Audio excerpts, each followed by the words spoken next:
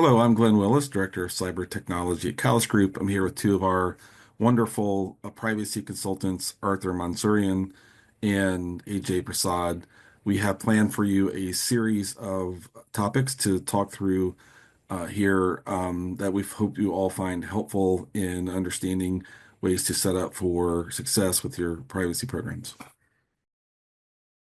Arthur, let's talk about privacy by design.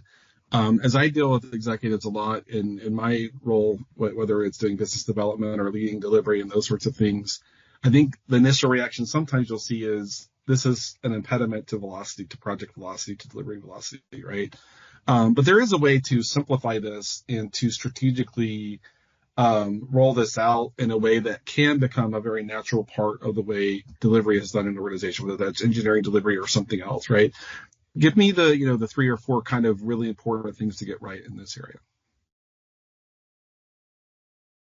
Yep, that's a good point. Always, comes up. It's not always favorably met, as you say.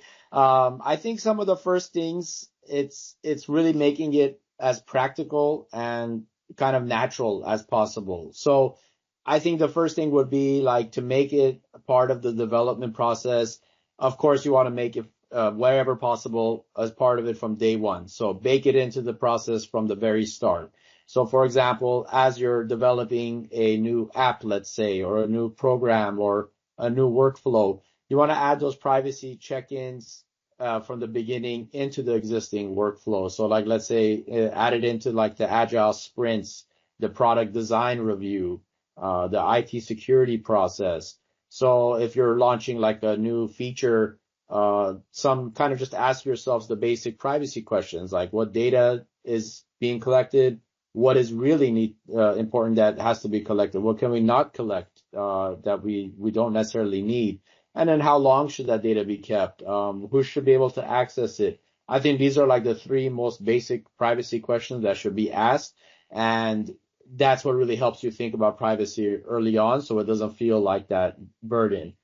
From there, I mean, just building the privacy into like the default settings of a app or program or feature. So make it privacy friendly as the default choice. So let's say where you're launching a new app, there's a location tracking involved or data sharing involved. Make the default feature as off and instead let the users opt in rather than opting out. So making you're limiting the access by default, that's part of it, only giving permission to those who really need it internally. The less data you collect, the less your risks are and the lower the chances something's going to go wrong. So that's the kind of first things I'll look at. Then also just training the team to make like the privacy friendly choices. So the privacy by design, it should be part of the whole culture, not just like IT or like a legal thing.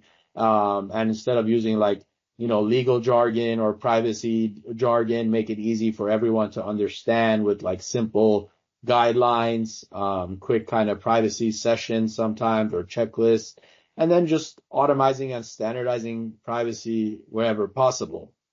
So providing like tools and frameworks to make it easier, like for example, a pre-approved data collection template. That's something that I've seen used a lot.